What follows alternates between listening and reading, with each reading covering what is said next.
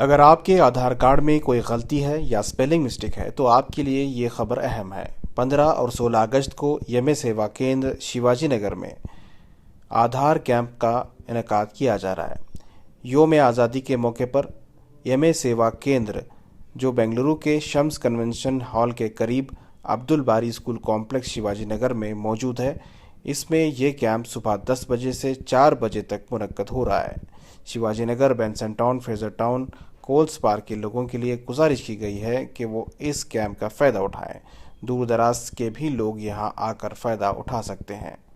M सेवा केंद्र लगातार इस तरह के रजिस्ट्रेशन के कामों के लिए हमेशा तैयार रहता है। एम सेवा केंद्र के इस एड्रेस पर आप हाजिर होकर बाकिया वक्त में भी फ़ायदा उठा सकते हैं, दीगर रजिस्ट्रेशन के काम करवा सकते हैं। नीचे दिए गए नंबर पर राब्ता कर सकते हैं। इस पैगाम को दूसरों तक भी पहुंचाएं ताकि जो लोग आधार के लिए परेशान हैं वो इस मसले को हल कर सकें।